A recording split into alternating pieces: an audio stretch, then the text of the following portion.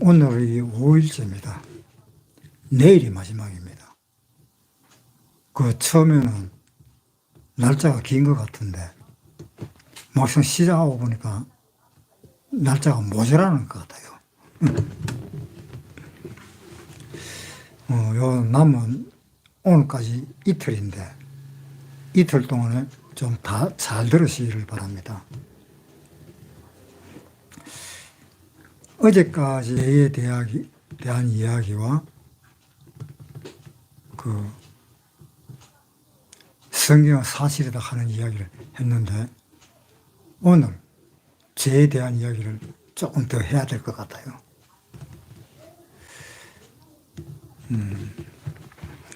하나님은 애초에 아담과 하와가 죄를 지었기 때문에 이 세상이 죄의 세상이 되었다라고 하나님은 생각을 아예 그렇게 하고 있습니다. 그래서 하나님 편에서 하늘에서 인간들을 굽어 살펴보니 하나님을 찾는 사람들이 한 사람도 없다라고 이야기했습니다. 사실 그렇습니다.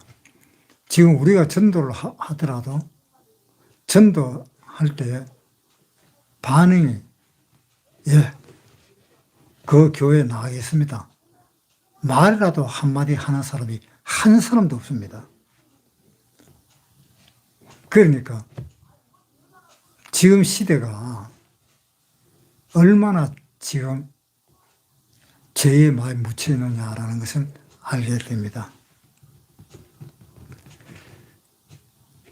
그러니 이 죄에 대해서는 좀 더 철저하게 우리가 생각을 해야 됩니다.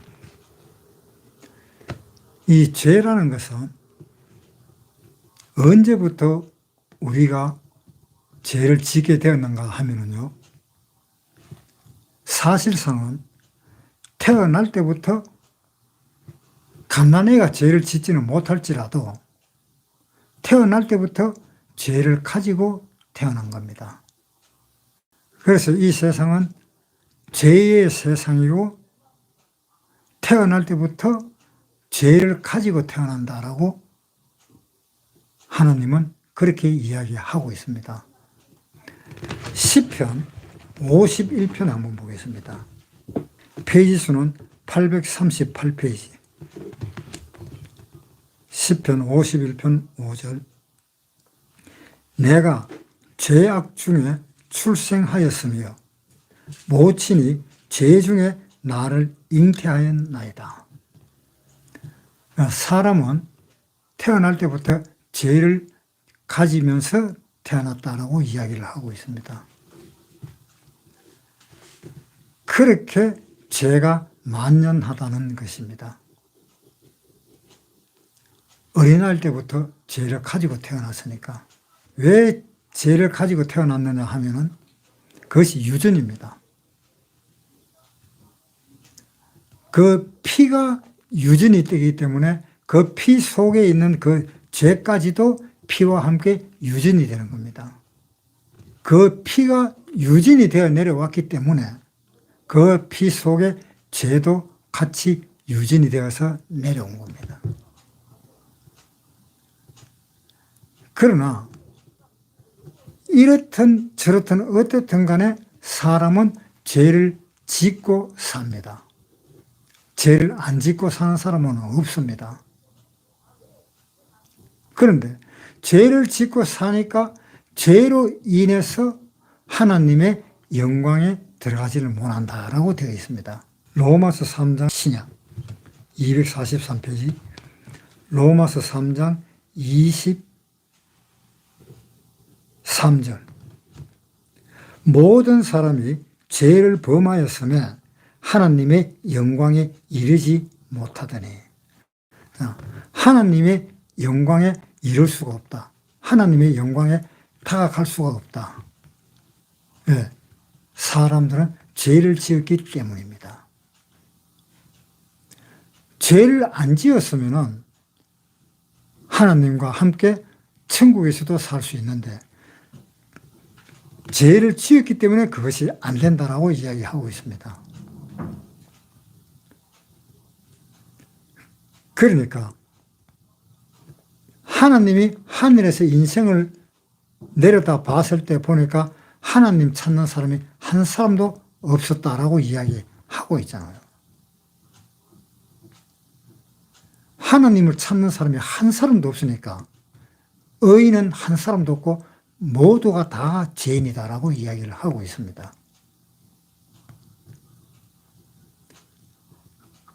그래서 어제 그 로마서 1장을 쭉 읽으면서 마음에 하나님 두기를 싫어하매라고 시작을 해서 살인, 분쟁, 사기 그런 걸 쭉 늘어놨습니다.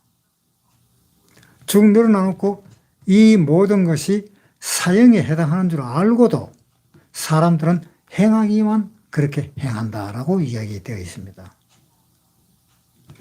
한번 보세요. 로마서 1장 31절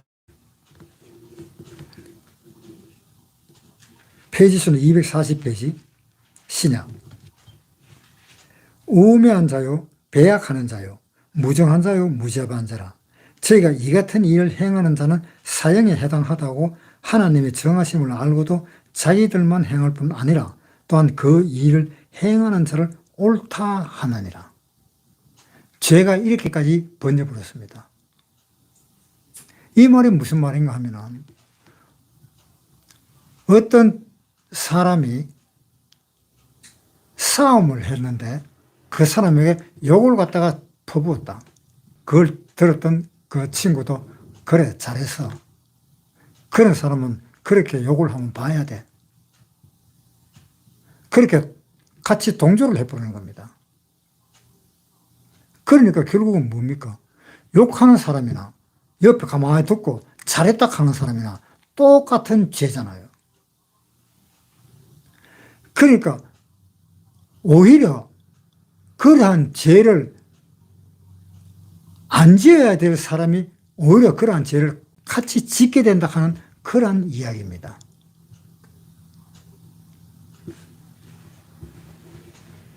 그러니까 하나님이 하늘에서 내려다 보니까 전부 다가 이런 식으로 죄를 짓고 있더라 이겁니다. 그런데 간혹 보면은 정말 죄를 안 짓고 아예 진짜 선한 사람처럼 그렇게 사는 사람들도 있었습니다. 그런데 그렇게 사는 사람들도 하나님이 보시기에는 같은 죄인이다 라고 그렇게밖에 판단할 수가 없는 상태입니다. 왜냐? 욥기 35장에 보겠습니다. 욥기 35장 6절 페이지 수는 구약 795페이지입니다. 내가 범죄한들 하나님께 무슨 영향이 있겠으며 내 죄악이 관영한들 하나님께 무슨 관계가 있겠으며 내가 의로운들 하나님께 무엇을 드리겠으며 그가 내 손에서 무엇을 받으시겠느냐. 내 악은 너와 같은 사람이나 해야 할 따르며 내 의는 인생이나 유익하게 할 뿐이니라. 그러니까 어떤 사람은 정말 죄를 짓지 않고 착하게 사는 사람들도 간혹 있습니다. 그런데 하나님은 그 사람까지도 죄인으로 취급을 해버렸습니다. 왜냐? 하나님과 아무 관련이 없는 사람이니까. 하나님과 관계가 없는 사람은 바로 어떤 사람입니까? 마음에 하나님을 두기를 싫어하는 사람입니다. 그러니까 하나님과 관계가 없는 거죠. 그러니까 하나님과 관계없이 하나님을 마음에 두기를 싫어하면서 자기가 착하게 사는 겁니다. 그러니까 하나님을 마음에 두기 싫어하는 그 자체가 죄고, 그리고 자기 나름대로 착하게 한다고 착한 행위를 하면은 그것은 바로 위선으로 되는 겁니다. 그래서 하나님은 그런 사람을 의롭다고 생각을 안 합니다. 선하다고 생각을 안 합니다. 그런 사람은 위선자입니다. 왜?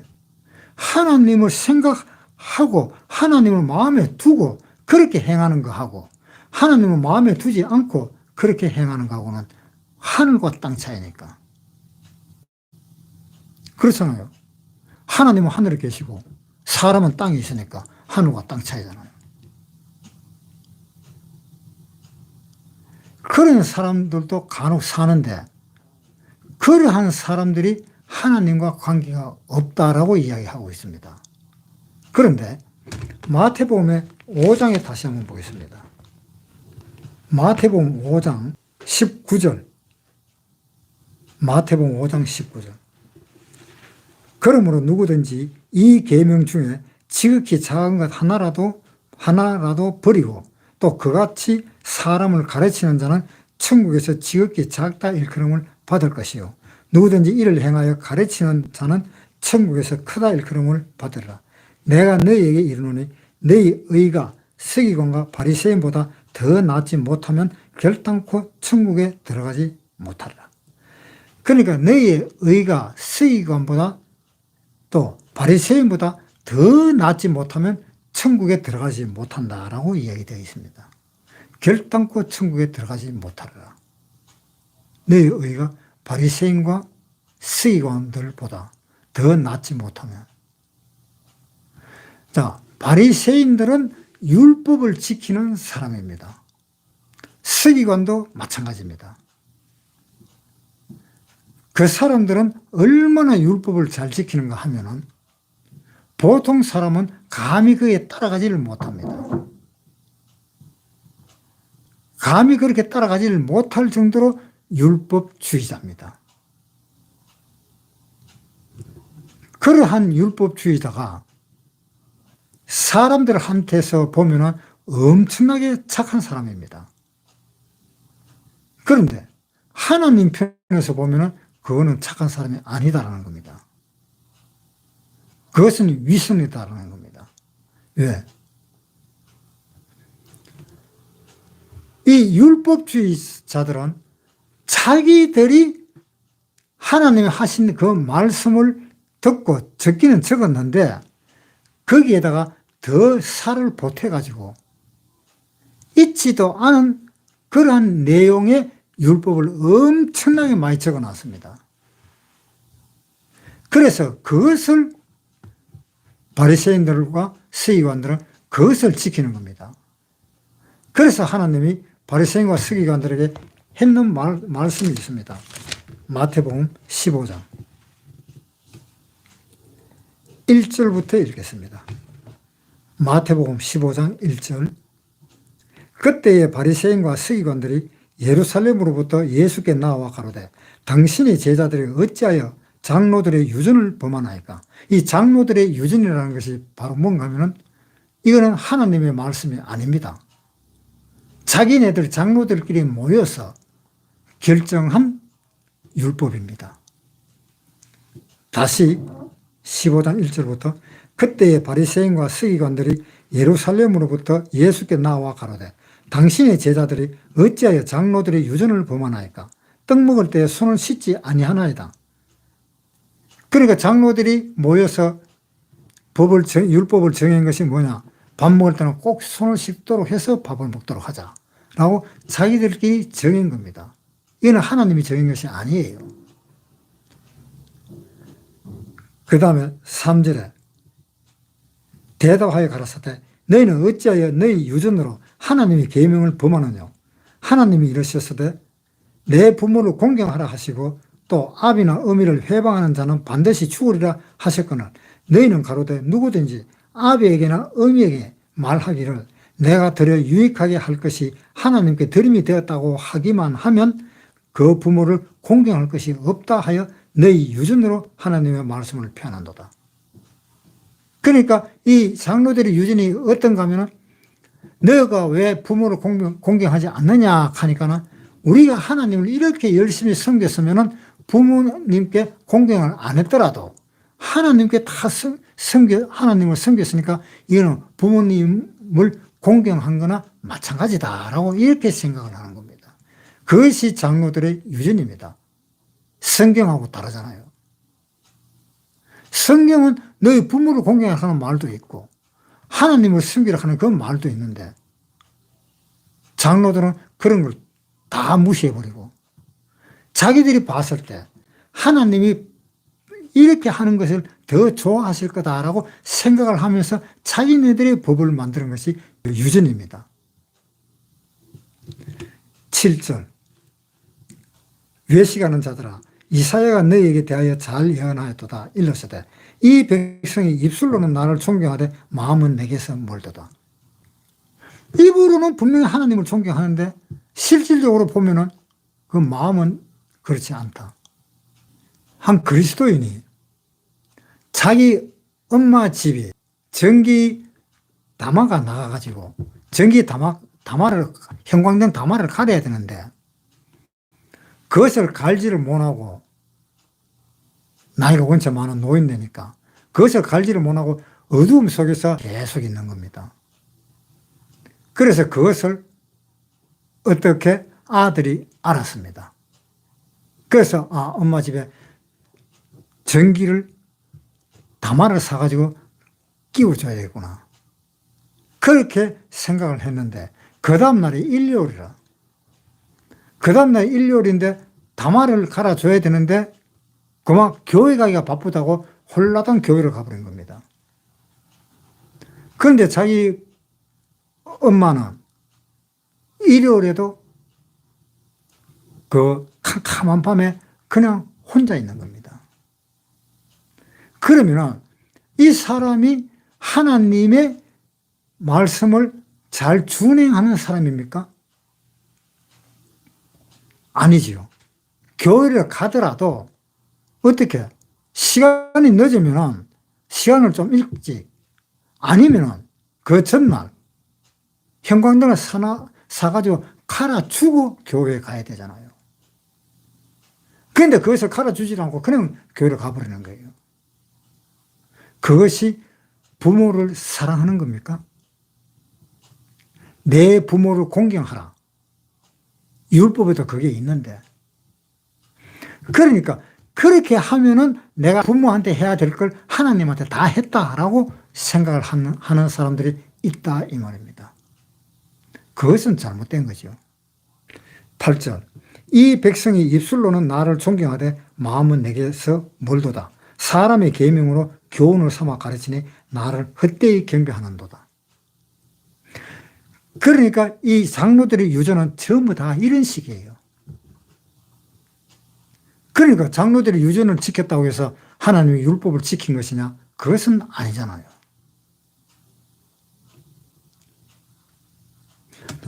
마태복음 5장에 다시 보겠습니다. 마태복음 5장 21절. 마태복음 5장 21절. 옛 사람에게 말한 바 살인치 말라.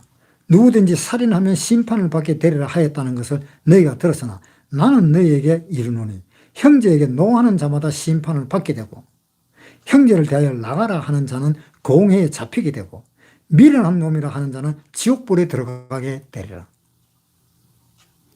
자, 지옥은 어떤 사람이 지옥을 가는 겁니까?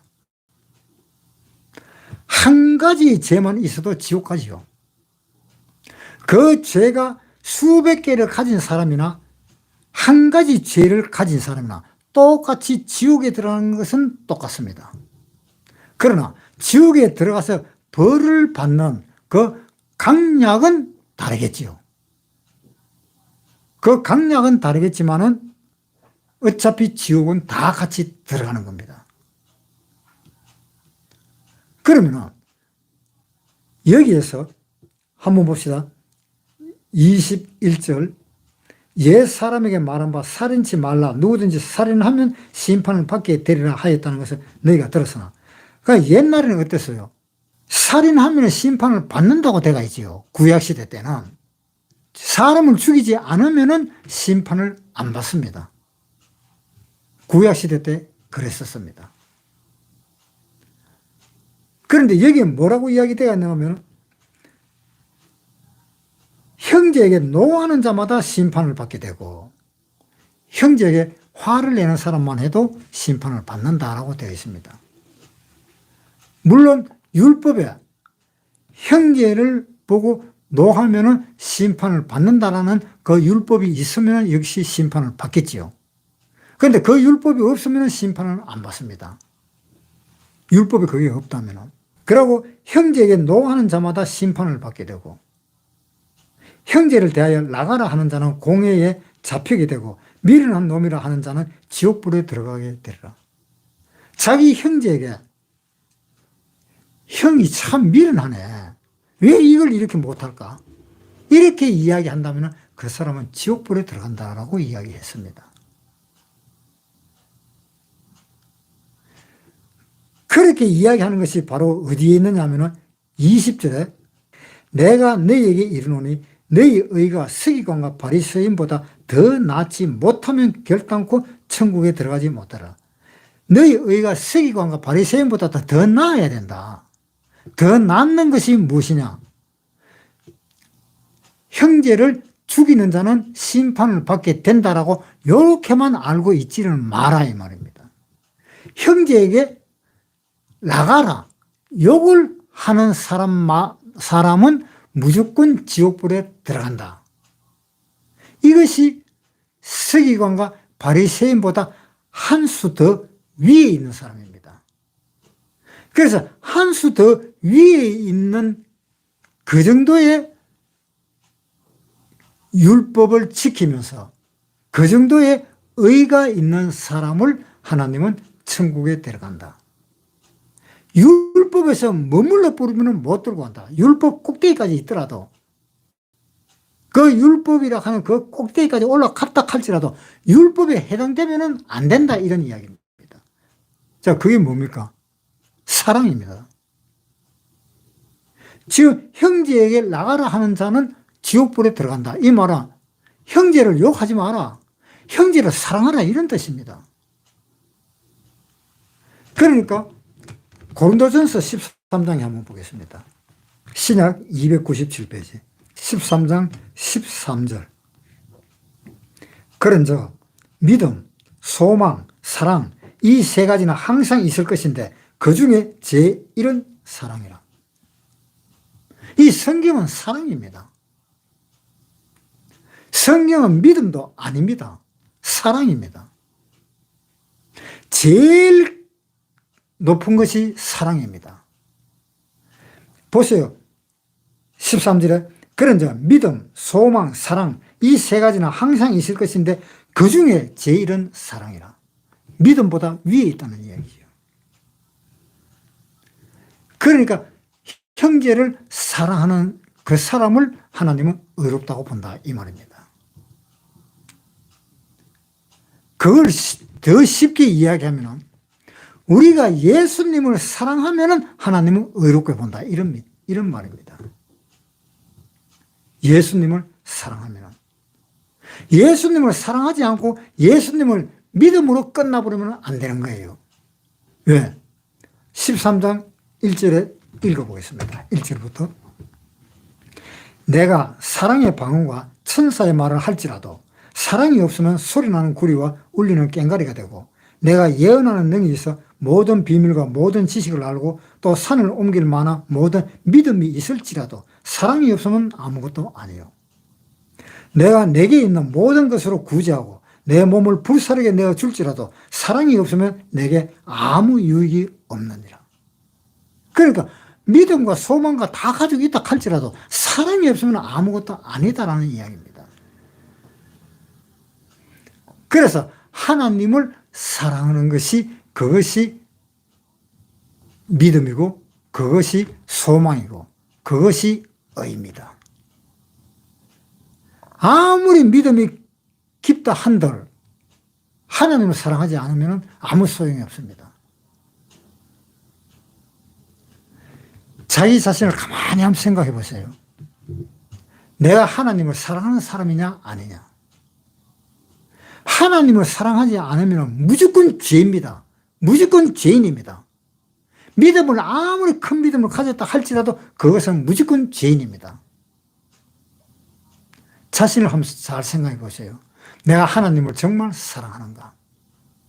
그 사랑하는 마음이 없다면 그 사람은 죄인입니다. 안 됩니다. 죽었다 깨나도 거기서 나오지를 못합니다. 그러니까 하나님을 사랑하는 것이 무엇입니까?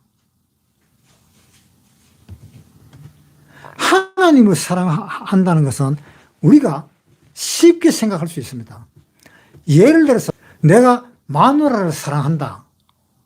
그렇다면 내가 마누라를 사랑한다 하면은 마누라 말을 다 들어야 되잖아요. 다 듣잖아요. 그래야 마누라를 사랑하는 겁니다. 하나님을 사랑한다 하는 것은 하나님 말을 다 들어야 돼요. 그래야 하나님을 사랑하는 것입니다. 요한복음 13장에 한번 보겠습니다. 요한복음 13장 34절. 새 계명을 너희에게 주노니 너희 서로 사랑하라. 내가 너희를 사랑한 것 같이 너희도 서로 사랑하라. 너희가 서로 사랑하면 이로써 모든 사람이 너희가 내 제자인 줄 알리라. 이방인인 사람까지도 하나님을 사랑하면 하나님의 제자구나. 이방인까지도 그렇게 알 수 있다 이 말입니다. 하나님을 사랑하는 것이 뭡니까? 34절에 새 계명을 너희에게 주노니 서로 사랑하라. 내가 너희를 사랑한 것 같이 너희도 서로 사랑하라. 너희가 서로 사랑하면 이로써 모든 사람이 너희가 내 제자인 줄 알리라. 사랑으로. 그래서 여기 34절에 새 계명을 너희에게 주노니라고 이야기했습니다. 새 계명입니다. 옛날 계명이 아닙니다. 옛날 계명은 뭐냐? 10계명입니다. 옛날 계명은 10계명입니다. 그런데 예수님이 오셔서 예수님이 새로운 계명을 줬습니다.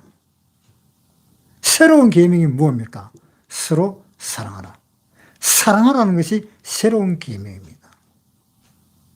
그래서 마태복음 5장에 지금부터 이야기하는 이 계명은 사랑의 계명입니다. 율법이 아닙니다. 물론 율법과 반복된 것도 있겠지만은 율법이 아닙니다. 사랑의 법입니다. 하나님의 법을 이야기하고 있습니다.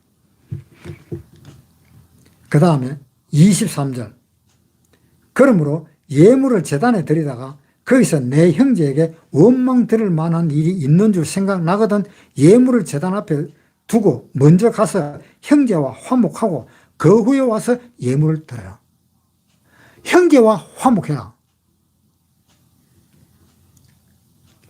제단에 드리려 그러다가 형제와 어떤 싸운 일이 생각이 났다. 그러면은 제단에 예물을 드리기 전에 먼저 형제한테 가라. 형제한테 가서 화해를 해라. 그 다음에 와서 다시 예물을 드려라. 자, 형제한테 가서 먼저 화해하라는 것이 뭡니까? 그게 사랑입니다. 내가 잘못했다. 다음부터 안 그럴게. 그러면서 그 잘못된 것을 먼저 이해를 다 시키고 자기의 잘못을 충분히 자기 자신이 생각하고 내가 잘못했구나 라는 것을 다 알고 완전히 화해를 하고, 화해하는 것이 사랑입니다. 완전히 화해를 하고 난 뒤에 그 다음에 예물을 드려라. 그 화해 안 하고 예물 드려봐봐야 하나님은 받지를 않습니다. 그렇잖아요. 시편 66편 한번 보세요. 시편 66편 18절. 18절. 내가 내 마음에 죄악을 품으면 주께서 듣지 아니하시리라. 내가 내 마음에 형제가 싸웠는데 그것이 아직도 해결이 안 돼갖고 그것이 아직도 내 마음속에 남아있는데 그 남아있으면 그게 죄악이잖아요. 그러니까 18절에 내가 내 마음에 죄악을 품으면 주께서 듣지 아니하시리라. 하나님 안 듣잖아요. 그 형제와 화해를 하고 난 뒤에라야 하나님은 듣잖아요. 그게 사랑입니다. 다시 마태복음 5장으로 넘어갈게요. 25절. 너를 송사하는 자와 함께 길에 있을 때에 급히 사오하라. 그 송사하는 자가 너를 재판관에게 내어주고 재판관의 관이에게 내어주어 옥에 가둘까 염려하라. 진실로 내게 이르노니 내가 홀이라도 남김이 없이 다 갚기 전에는 결단코 거기서 나오지 못하라. 조금이라도 잘못된 것이 있으면 다 해결을 해야 된다. 내가 상대방한테 잘못했다고 이야기하면서 화해하자고 아무리 이야기도 상대방이 들어주지를 않으면 그러면 그 화해가 안 된 겁니다. 그 화해가 안 되고는 오지 마라 이 말입니다. 화해가 되면은 오라. 지금 그렇잖아요. 24절 읽어볼게요. 예물을 제단 앞에 두고 먼저 가서 형제와 화목하고 그 후에 와서 예물을 드려라. 형제와 화목하고 난 뒤에 와서 예물을 드려라 했겠지. 형제와 화목을 하지 못하고 와서 예물 드리라가 아니잖아요. 형제와 화목을 못하면 안 되잖아요. 그러니까 자기 자신이 정말 내가 하나님을 사랑합니다. 나는 그 마음이 우러나야 돼요. 억지로 내가 하나님을 사랑해야지. 내가 예수 믿는 사람으로서 하나님을 사랑 안 하면 안 되지. 내가 오늘부터 하나님 사랑을 하겠습니다. 그렇게 한다고 해서 하나님 사랑하는 게 아니에요. 그건 입으로 사랑하는 거예요. 실질적으로 몸으로 행동을 해야 됩니다. 자, 한번 보세요. 야고보서 2장 페이지 수는 373페이지입니다. 신약 야고보서 2장 14절부터 읽을게요. 14절부터. 내 형제들아, 만일 사람의 믿음이 있노라 하고 행함이 없으면 무슨 이익이 있으리요? 그 믿음이 능히 자기를 구원하겠느냐? 만일 형제나 자매가 헐벗고 일용할 양식이 없는데 너희 중에 누구든지 그에게 이르되 평안히 가라, 더웁게 하라, 배부르게 하라 하며 그 몸에 쓸 것을 주지 아니하면 무슨 이익이 있으리요? 이와 같이 행함이 없는 믿음은 그 자체가 죽은 것이라. 혹이 가로되 너는 믿음이 있고 나는 행함이 있으니 행함이 없는 내 믿음을 내게 보이라. 나는 행함으로 내 믿음을 내게 보이리라. 네가 하나님은 한 분이신 줄 믿느냐? 잘하는도다. 귀신들도 믿고 떠느니라. 아, 허탄한 사람아, 행함이 없는 믿음이 헛것인 줄 알고자 하느냐? 우리 조상 아브라함이 그 아들 이삭을 제단에 드릴 때에 행함으로 의롭다 하심을 받은 것이 아니냐? 내가 보거니와 믿음이 그의 행함과 함께 일하고 행함으로 믿음이 온전케 되었느니라. 이에 경에 이른바 아브라함이 하나님을 믿으니 이것을 의로 여기셨다는 말씀이 응하였고 그는 하나님의 벗이라 칭함을 받았나니 이로 보건대 사람이 행함으로 의롭다 하심을 받고 믿어보노만 아니니라. 또 이와 같이 기생 라합이 사자를 접대하여 다른 길로 나가게 할 때에 행함으로 의롭다 하심을 받은 것이 아니냐. 영혼 없는 몸이 죽은 것 같이 행함 없는 믿음은 죽은 것이라. 사랑한다 해놔놓고 네 가서 배부르게 먹어라. 그렇게 말만 하면 끝이에요. 그 몸에 쓸 것을 주지 않고 말만 한다 이 말입니다. 사람들이. 제가 제일 싫어하는 게 그거예요. 차라리 말을 안 하는 게 나아요. 저는 그렇게 할 자신이 없으면 아예 말을 안 합니다. 그렇게 할 자신이 있으면 그렇게 하고. 그것이 사랑이지. 입으로 하는 것은 사랑이 아닙니다. 그건 아무것도 아니에요. 마태복음 다시 넘어갈게요. 26절. 진실로 내게 이르노니 내가 홀이라도 남김없이 다 갚기 전에는 결단코 거기서 나오지 못하라. 눈꽃만큼이라도 화해를 했는데 눈꽃만큼이라도 뭐가 좀 남았어. 뭐가 좀 남으면 어떻습니까? 항상 머리에 걸리잖아요. 눈꽃만큼이라도. 한번 보세요. 에덴 동산에 나무가 그렇게도 많습니다. 거기에 하나님은 그랬습니다. 네 이 선악과 요걸 먹지 마라. 요거 먹으면 죽는다. 그 많은 나무 중에서 하나를 가리켜서 이것은 선악과인데 네가 먹으면 선과 악을 알 수 있는 이 선악과인데 요거 먹지 마라. 그러면 죽는다. 그 에덴 동산에 그 많은 나무 중에 에덴 동산 한가운데에 나무 하나 있는 것. 그것이 아담과 하와가 어땠어요? 그 나무 하나가 당장 눈에 딱 거슬려 버리잖아요. 눈에 딱 뜨이고.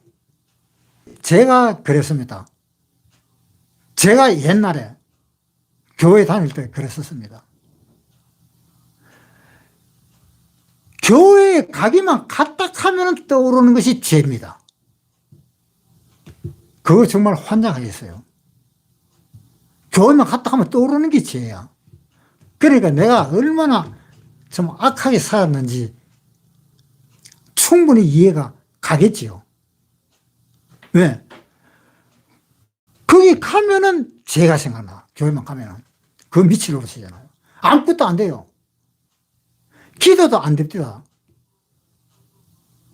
그냥 하는 말이 하나님, 제가 짓는 죄를 용서해 주십시오. 그렇게 해서 내 혼자서 원면서 하는 거예요. 하나님한테. 그러고 난 뒤에 돌아가고 나면은 또 일주일 있다 또 와서 또 원면서 하는 거예요. 그건 내 혼자 하는 거예요. 그러니 이게 어떻게 뭘 좀 하려고 해도 죄라는 것이 눈에 딱 걸려가지고 아무것도 안 돼요. 할 수가 없어요. 하려고 하면 죄인이 뭐하노? 죄인이 죄 지을 것밖에 더 있어? 네가 하는 건 너는 죄인이지. 너는 죄인이니까 네가 하는 모든 것들은 다 죄야. 이게 먼저 머리에 떠오르는 겁니다. 그래서 기도도 못하고 하나님이라고 부르지도 못하겠고 아무것도 안 돼요. 그래서 3년 동안 제가 교회를 다녔는데 그 고통에서 이기지를 못하고 결국은 저는 그만뒀습니다. 왜? 그거 해결해 줄 사람이 없으니까. 뭐가 문제인가 하면요. 이 죄를 갖다가 별것 아닌 것처럼 여기는 거예요. 그러니까 이 죄를 그냥 생각하면 안 되는 겁니다. 이 죄가 아주 마음속에 뿌리 깊이 박혀 있어요. 그것을 모르고 어떤 사람은 네 죄 있나? 나 뭐 죄 진 거 없는데? 그렇게 나서는 겁니다. 그 죄를 정확하게 알아야 돼. 자기 자신이.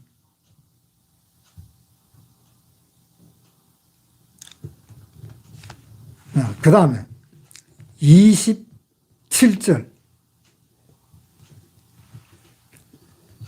또 간음치 말라 하였다는 것을 너희가 들었으나 나는 너희에게 이르노니 여자를 보고 음욕을 품는 자마다 마음에 이미 간음하였느니라. 자, 음욕을 품는 자마다 이미 마음에 간음을 했다라고 이야기하고 있습니다. 이것이 하나님의 사랑의 법입니다. 나는 간음을 안 했는데 내 마음에 어떤 여자를 좋아해버렸다면 그것은 간음죄에 해당되는 겁니다. 그런데 얼마나 시대가 바뀌어버렸는지. 요즘은 간통죄 없잖아요. 하나님은 간통죄를 그렇게 크게 보는데 사람들이 편하게 살도록 하기 위해서 간통죄를 없애버린 거예요.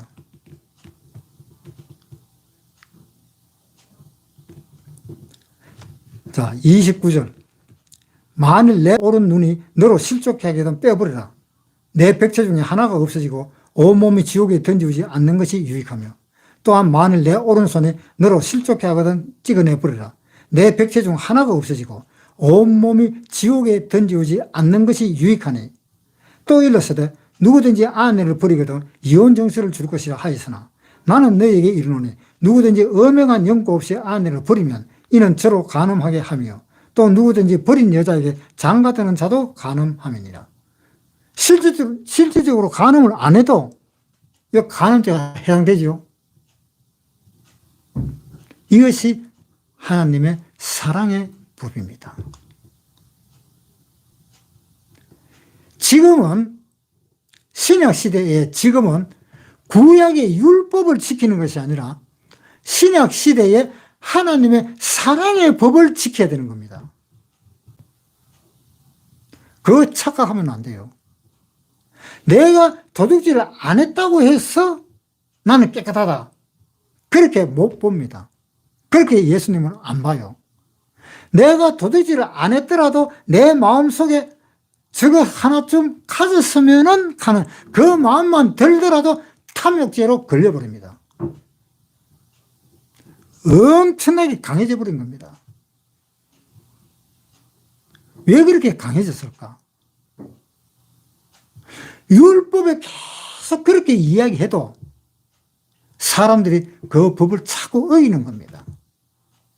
그 법을 어기니까 하나님은 그 법 가지고는 도저히 안 되겠다, 다른 법, 새로운 법이 하나 있어야 되겠다 라고 한 것이 그 새로운 법이 사랑의 법입니다. 39절부터 또 다시 읽을게요.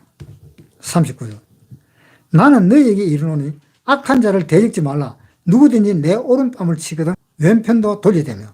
자, 오른뺨을 때리면 왼편도 돌려대라 그랬습니다. 이렇게 돌려대는 사람이 있습니까?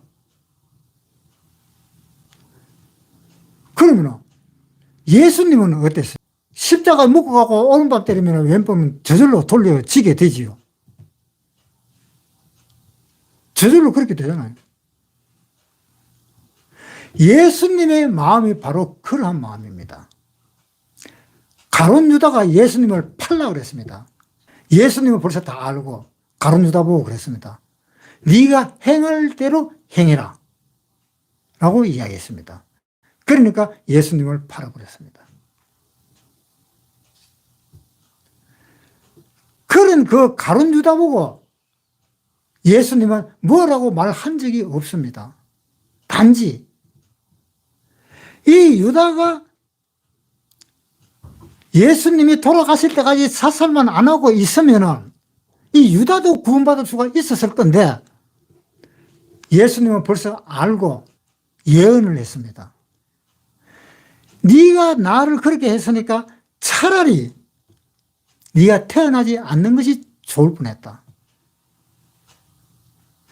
네가 자살만 안 하면은 좋겠는데 네가 자살을 하니까 차라리 태어나지 않는 것이 좋다 라고 예수님은 그렇게 이야기했습니다. 그것을 가룟 유다가 미워서 한 이야기가 아닙니다. 가룟 유다를 그때까지 예수님은 사랑했었습니다. 그 사랑의 말이 바로 뭐냐 하면은 이제 네가 다시 태어났었으면 좋겠는데 다시 안 태어난다면 네가 차라리 태어나지 않는 것이 낫지 않겠느냐라는 그 이야기입니다. 자, 다시 또 보겠습니다. 41절에 누구든지 너로 억지로 오리를 가게 하거든 그 사람과 심리를 동행하고 내게 구하는 자에게 주며 내게 꾸고자 하는 자에게 거절하지 말라. 니한테 뭐 달라고 그러는 사람 있느냐? 거절하지 마라.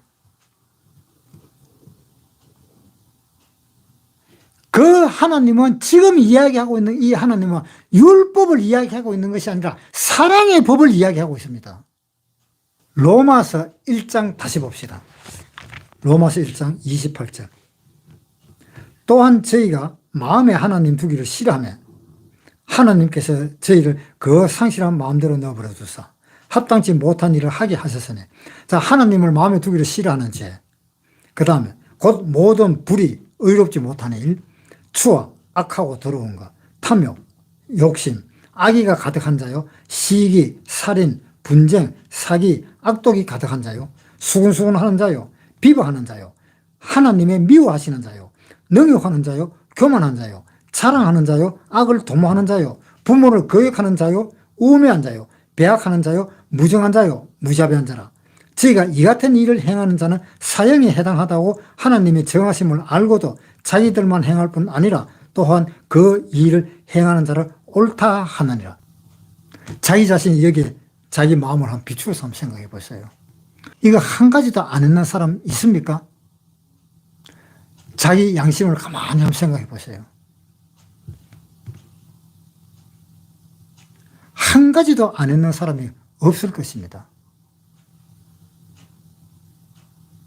또 이것을 내가 해가지고 천국으로 갈 수 있다고 자신한 사람 있습니까? 한 사람도 없잖아요. 이러한 것들은 율법에 해당되는 겁니다. 그 율법에 해당되는 것을 사람들은 그것을 다 못 지킵니다. 하나라도 어기면 지옥 갑니다. 그런데 하나님은 한 수 더 떴습니다. 한 수 더. 마태복음에 보세요. 마태복음 5장 20절. 내가 너희에게 이르노니 너희 의가 서기관과 바리새인보다 더 낫지 못하면 결단코 천국에 들어가지 못하리라. 바리새인과 서기관보다도 더 낫지 못하면, 더 수준 있게 더 한 칸 높게 지키지 못하면 결단코 천국에 들어가지 못한다라고 이야기했습니다. 그러면서 하나님은 사랑의 법을 뒤에 쭉 이야기했습니다. 그러니까 사랑의 법이 율법을 능가하잖아요. 율법은 이거 하지 마라 해서 안 하면 끝나지만 사랑의 법은 하지 마라 그랬는데 안 했는데 마음속에 조금이라도 미련이 남는다 하면 그거는 사랑의 법에 걸려버리잖아요. 그러니까 이 사랑의 법이 어마어마한 법이잖아요. 율법보다도 훨씬 높은 법이잖아요. 로마서 13장 한번 보겠습니다. 로마서 13장 8절 신약 257페이지. 피차 사랑의 빛 외에는 아무에게든지 아무 빛도 지지 말라. 남을 사랑하는 자는 율법을 다 이루었나니라. 자, 남을 사랑하는 자는 뭐라고 했어요? 율법을 다 이루었다 그랬죠. 사랑의 법은 율법을 능가하는 그게요. 율법보다도 엄청난 높은 위치에 있는 법입니다. 사랑의 법을 지키는 사람은 이미 율법을 다 이루었다. 왜 그렇습니까? 율법은 하지 마라 해서 안 하면 되지만 사랑의 법은 하지 마라 해서 안 했는데 그 마음속에 그래도 나 조금 하고 싶은 마음이 있는데 하면은 걸리는 거예요. 그렇게 높은 것이 사랑의 법입니다. 그러니까 한번 생각해 보세요. 율법도 못 지키는 사람이 사랑의 법을 지킬 수 있습니까? 율법이 만약에 10층이라면 사랑의 법은 20층인데 그 율법도 못 지키는 사람이 20층이나 되는 그 사랑의 법을 지키겠느냐 이 말입니다. 못 지키잖아요. 그러니까 이 하나님의 법을 갖다가 심상케 생각하는 겁니다. 이거 정말 어처구니 없는 일입니다. 하나님의 법이 그렇게 시시하게 생각하는 거예요.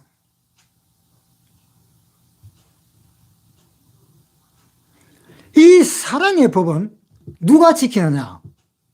구원받은 사람이 지킵니다. 구원받은 사람이. 구원받은 사람은 지킬 것은 뭐냐? 사랑의 법밖에 지킬 것이 없습니다. 왜? 율법은 이미 다 이루어 놨잖아요. 율법은 벌써 다 이루어 난 거예요. 그걸 다 이루어 놔놓고 그 다음에 사랑의 법을 하나님한테 받은 겁니다. 자, 다시 로마서 13장에 다시 보겠습니다. 13장 8절.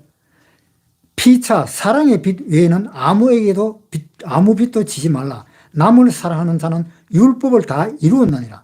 간음하지 말라, 살인하지 말라, 도둑질하지 말라, 탐내지 말라 한 것과 그 외에 다른 계명이 있을지라도 내 이웃을 내 자신과 같이 사랑하라 하신 그 말씀 가운데 다 들어있느니라.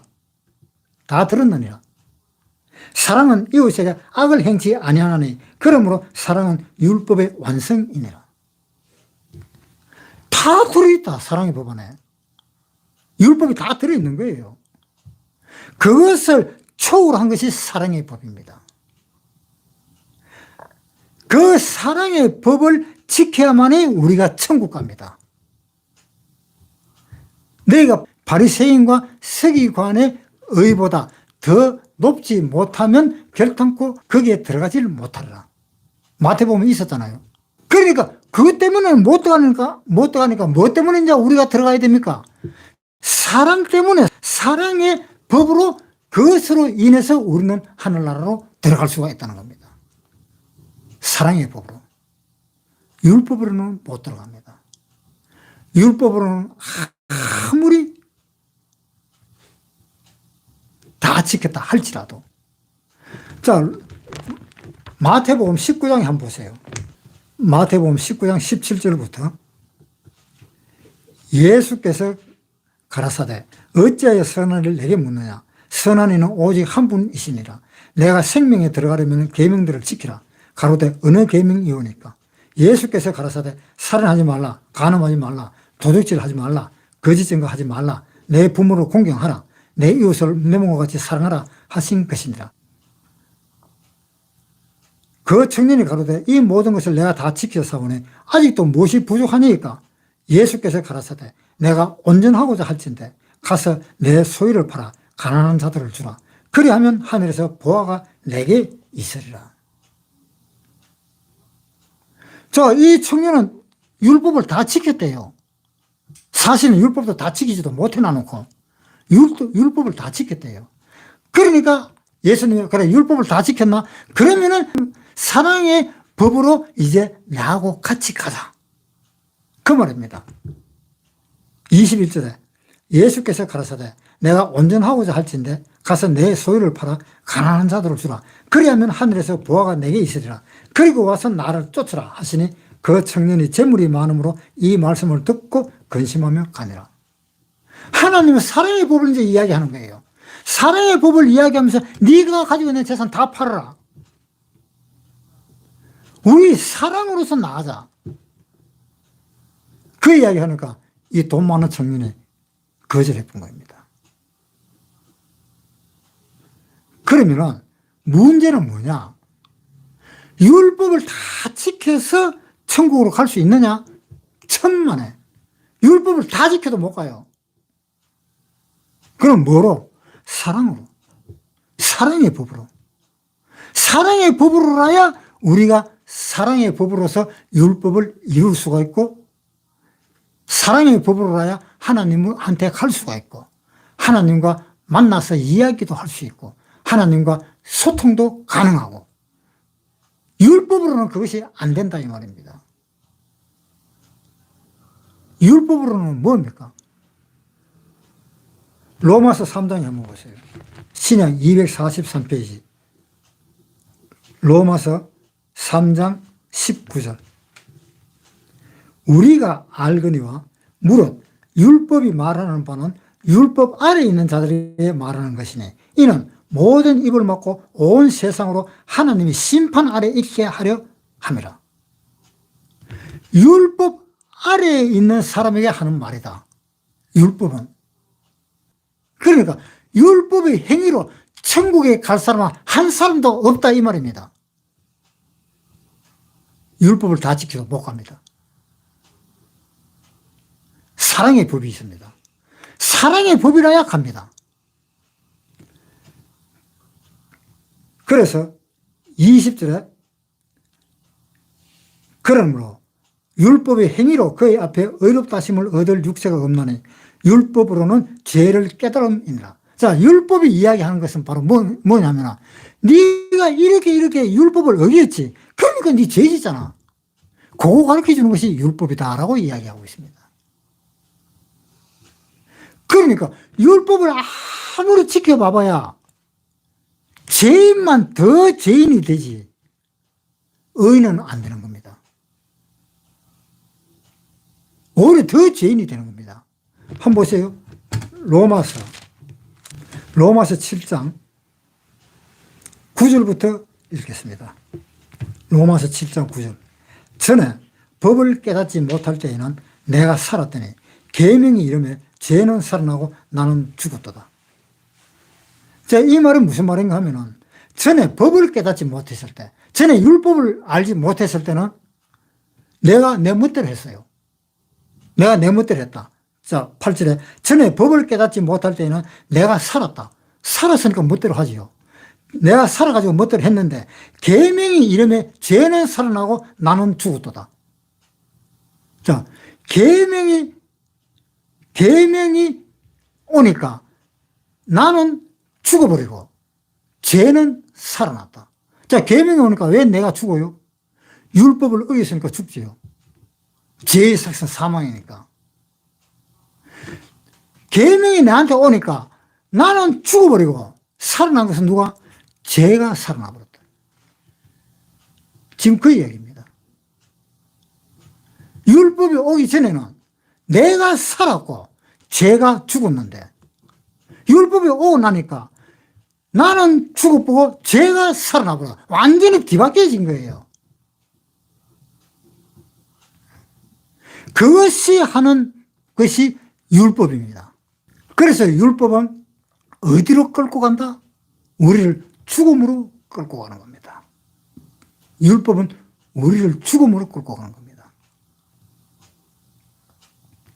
그런데 율법이 죽음으로 끌고 가면 안 되잖아요. 율법으로 죽음으로 끌고 가면 어쩔 수 없지만 구원받으려고 하는 사람한테는 그렇게 끌고 가면 안 되잖아요. 율법이 죽음으로 끌고 가서 우리가 죽어버리면 헛일이에요. 율법이 와가지고 율법으로 끌고 가서 하나님 앞에서 내가 이거 잘못했습니다 해갖고 하나님이 심판해버리면 나는 잘못되잖아요. 그 심판이 언제 옵니까? 우리 죽을 때. 우리 죽을 때에 하나님은 이제 그 사람은 이미 음부의 대기소로 딱 모아둡니다. 마지막에 심판하려고. 그때는 이미 끝난 겁니다. 그러니까 우리는 그렇게 율법에 끌려가서는 안 된다 이 말입니다. 자, 갈라디아서 3장 23절. 믿음이 오기 전에 우리가 율법 아래 매인바되고 계시될 믿음의 때까지 갇혀있느니라. 갇혔다. 그러니까 갇혀버리면 우리는 죽는 겁니다. 끝까지 갇혀버리면. 우리가 죽으면 지옥 갑니다. 끝까지 갇혀버리면.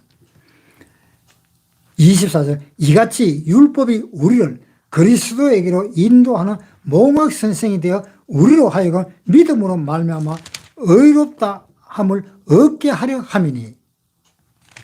자, 믿음이 오기 전에는 우리를 몽학 선생이 되어갖고 율법 아래 갇히도록 만들었다.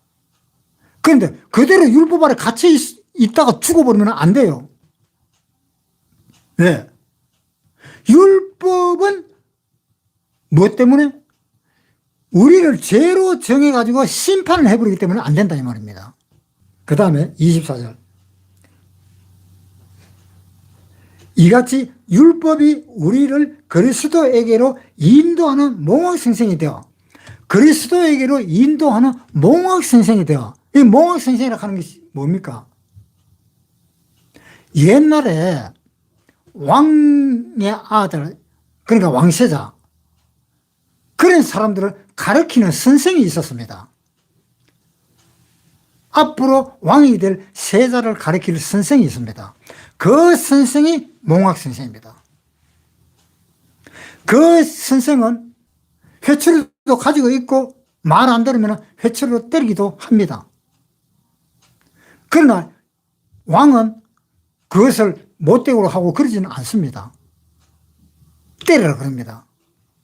그러면 이 나중에 왕이 될 사람인데도 선생한테 맞고 배웁니다. 몽학 선생은 어디까지 이 사람을 끌고 가느냐 하면은 왕의 자리에 올라갈 때까지 이끌고 갑니다. 자, 24절에 이같이 율법이 우리를 그리스도에게로 인도하는 몽학 선생이 돼요. 인도하는 선생이 돼요. 왕을 인도하는 선생이 되어 우리로 하여금 믿음으로 말미암아 의롭다 함을 얻게 하려 합니다. 그래서 우리를 왕세자가 왕이 될 때까지 몽학 선생이 인도하듯이 우리를 인도하는 몽학 선생이 누구냐 하면은 율법입니다. 율법이 우리를 어디까지 인도하느냐 하면은 믿음이 오기 바로 직전까지, 그때까지 우리를 인도를 하는 거예요. 25절. 믿음이 온 후로는 우리가 몽학 선생 아래 있지 아니하도다. 믿음이 온 후로는. 자, 이 왕세자가 왕이 된 후로는 그 몽학 선생 아래 있지 않잖아요. 이게 신하로 있잖아요. 그렇잖아요.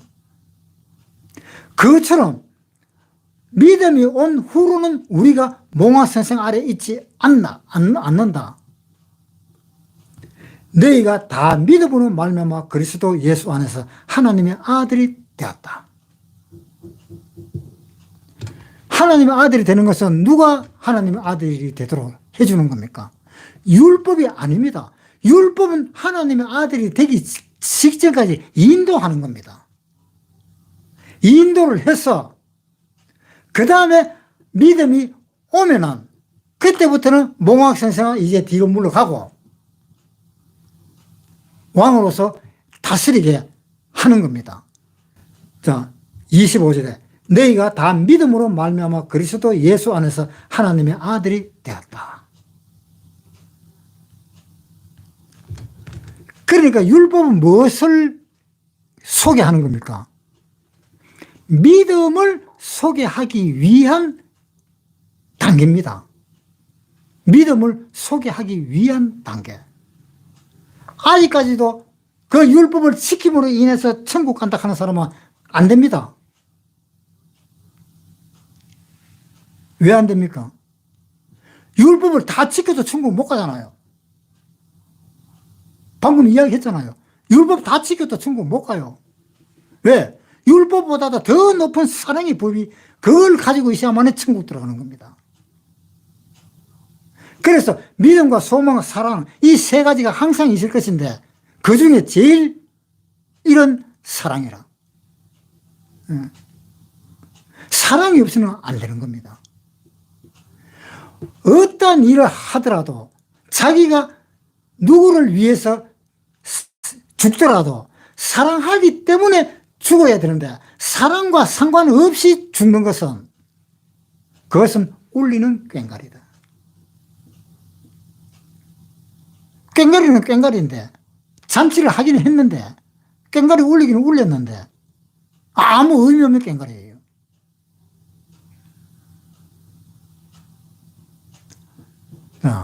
그러면은 한번 생각해 봅시다. 우리가 마누라를 사랑한다고 가정을 해봐요. 마누라를 사랑하면 마누라가 시키는 대로 해야만이 마누라를 사랑하는 거잖아요. 우리가 하나님을 사랑한다는 것은 하나님이 시키는 대로 하는 것이 하나님을 사랑하는 거잖아요. 그래서 그 시키는 대로 다 하면은 모든 사람이 보고 아, 저 사람은 하나님의 제자다 라고 우러러 본다라고 이야기하고 있잖아요. 요한복음에 다시 보고 있습니다. 요한복음 13장.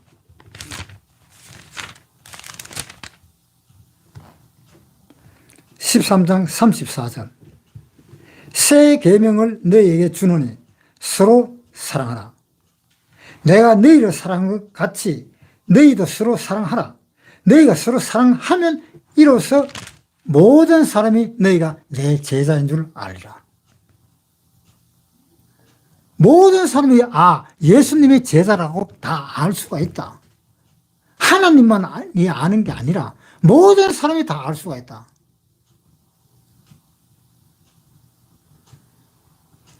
자, 그런데 믿음이 와야 됩니다. 믿음이 하늘에서 내려와야 돼요. 우리가 비록 땅에서 태어났지만 우리의 고향은 하늘에 있습니다. 우리의 고향은. 그래서 하늘에서 우리 마음으로 믿음이 와야 되는 겁니다. 그것이 바로 깨닫는 것이고, 그것이 구원받는 것이고, 그렇게 되는 겁니다. 믿음이 하늘에서 내려와야 되는데, 믿기는 믿는데 뭘 믿어야 될까요? 믿기는 믿어요. 다 사람들 하나님 다 믿는다 그럽니다. 다 믿는다 그러는데도 믿는다 하는 사람들 중에 지옥 가는 사람들도 엄청나게 많다 이 말입니다. 왜 그래요? 뭔가 잘못 믿고 있잖아요. 뭐를 믿어야 될까요? 뭐를? 하나님이 하신 일을 믿어야 돼요. 하나님이 하신 일. 하나님이 하신 일이 뭘까요? 이 세상에 하늘의 별도 만들고 에덴 동산도 만들고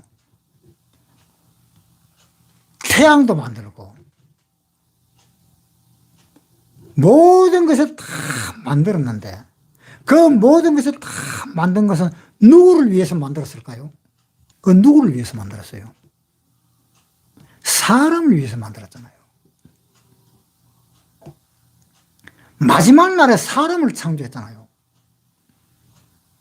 사람을 창조해놔놓고 하나님이 뭐라고 그러셨는지 아세요? 한번 보겠습니다. 창세기 1장 31절. 하나님이 그 지으신 모든 것을 보시니 보시기에 심히 좋았더라. 보시기에 심히 좋았더라. 왜? 사람을 창조했기 때문에. 하나님이 하늘의 별 그거 보고 심히 좋았더라 소리 안 합니다. 그러면 좋겠지. 그러나 심히 좋았더라 하는 말은 사람이 창조되기 때문에 심히 좋았더라 하는 말이 나오는 겁니다. 처음에 하나님은 아담과 하와를 창조했을 때는 사람을 위해서 창조한 겁니다. 그 다음에 두 번째 새로운 창조가 있습니다. 어떤 창조입니까? 거듭나는 거. 다시 태어나는 거. 다시 태어나도록 하기 위해서 예수님이 이 세상에 오셨습니다. 우리를 다시 태어나게 하기 위해서.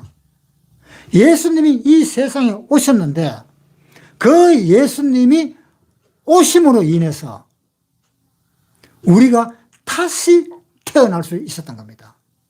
그 예수님은 누구를 위해서 이 세상에 오셨을까요? 누구를 위해서 이 세상에 오셨을까요? 우리를 위해서 오셨을까요? 하나님은 그보다도 더 큰 문제를 가지고 있습니다. 내가 어떤 여자를 사랑하는데 그 여자를 사랑할 때에 내가 가지고 있는 모든 것을 다 주고 싶어요. 그렇잖아요. 내가 가지고 있는 모든 것을 주고 싶은데 그 모든 것을 주고 싶은 이유는 그 여자가 좋아서 모든 것을 주고 싶을까요? 나를 위해서 주고 싶을까요?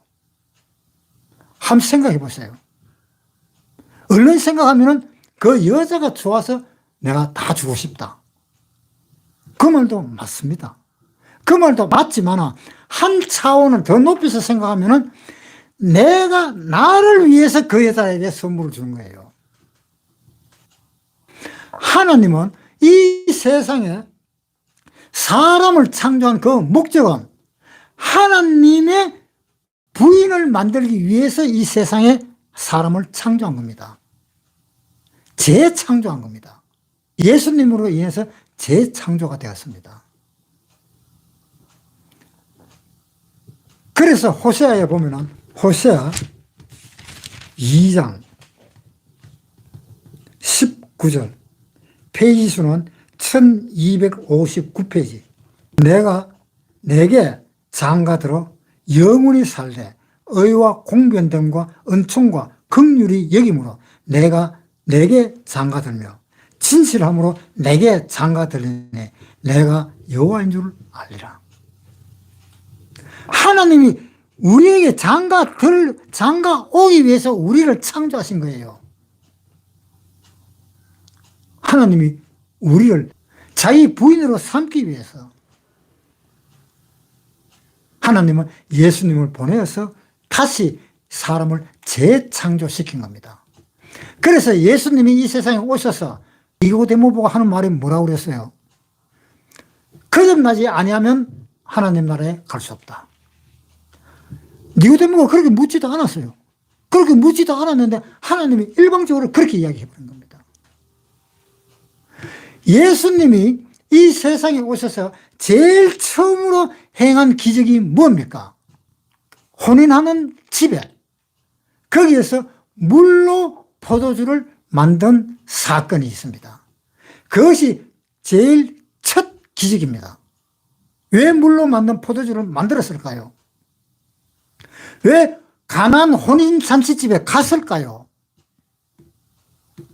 하나님이 가나안 혼인잔치집에 간 것은 내가 지금 여기에 온 것이 가나안 혼인잔치집에 온 것이다. 바로 그 말입니다. 내가 지금 온 것이 가나안 혼인잔치집에 온 것과 똑같다라는 겁니다. 그것을 하나님은 마음에 품고 있었던 겁니다. 그래서 가나안 혼인잔치에 와가지고 포도주를 새로 만든 것이 뭐냐? 이 세상 포도주는 맛이 없고 영원히 치솟되는 것도 아닌데 하나님은 물로 만든 그 포도주를 영원히 없어지지 않는 그 포도주를 만드신 겁니다. 그것이 하나님과 우리와의 결혼을 하면은 포도주를 마시게 되어 있습니다. 그 포도주의 그림자입니다. 그래서 하나님은 혼인하기 위해서 온 것입니다. 그러니까 한번 생각을 해보세요. 하나님과 함께 살려면 뭐가 문제가 해결돼야 되는가 하면 죄가 문제가 해결돼야 돼요. 이 죄가 해결이 안 되면 하나님과의 관계는 다시 연결이 안 됩니다. 하나님이 아담과 하와는 왜 떨어져서 삽니까? 왜 아담과 하와를 에덴 동산에서 쫓아냈습니까? 같이 살면 되는데 왜 쫓아냈어요? 너희는 죄를 지었기 때문에 이제 내가 너하고 같이 살 수가 없어. 살고 싶어도 그것이 안 돼. 내가 네 얼굴만 보면은 그만 죄가 생각나서 네가 지었는 그 죄가 생각나서 안 돼. 그러니까 앞으로는 내가 네한테 가죽 옷을 하나 입혀주고 그렇게 내보낼 테니까 그 가죽 옷을 입고 있어. 그 가죽 옷을 입고 있으면은 내가 이제 쫓아낸 너를 볼 때에 그 가죽 옷을 보면은 아, 내가 가죽 옷을 입혀줬지. 그러면서 내가 마음 놓고 너를 바라볼 수가 있다. 그래서 너와 똑같은 사람들이 태어나도록 네 자녀들에게 이야기를 해라.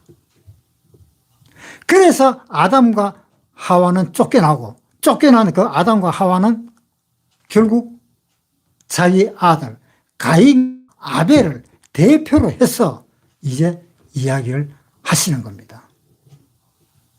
그래서 아벨은 양을 잡아서 제사를 지냈고, 가인은 그냥 곡식으로 지냈습니다. 그러면은 거기에서 우리가 생각을 해야 될 것이 뭐냐 하면은, 아벨은 왜 양의 피로 제사를 지냈느냐?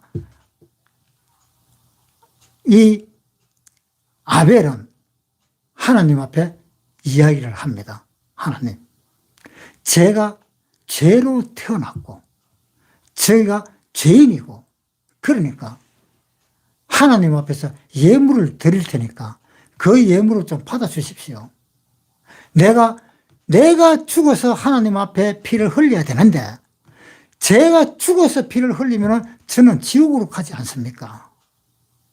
그러니까 내 대신에 양을 한 마리 잡아서 제가 하나님 앞에 제사를 드리겠습니다.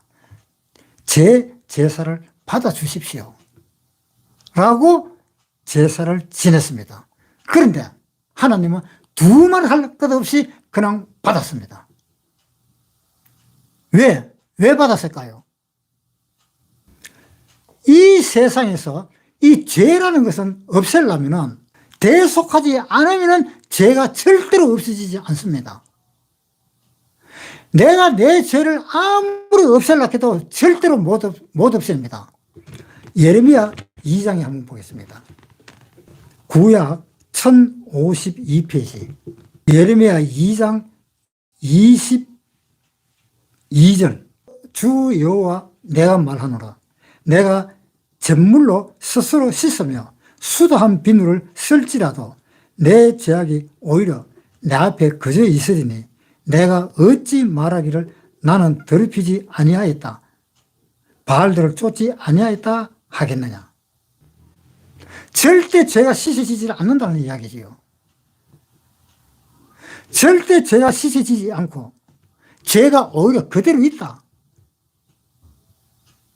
그런데 네 죄를 네가 없앨 수 있느냐 이 말입니다.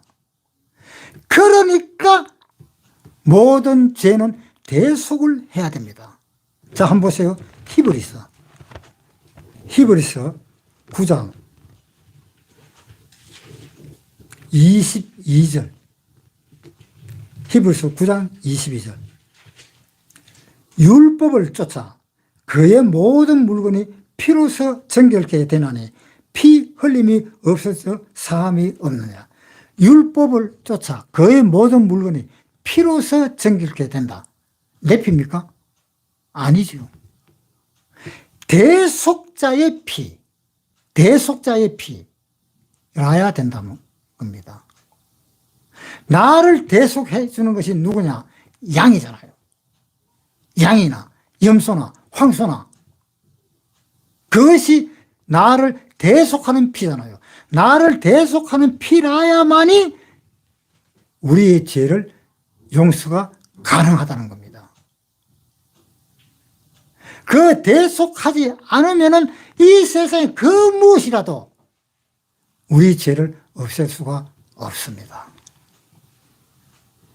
그 대속이 누가 대속을 하겠느냐? 누가 대속을 하겠습니까?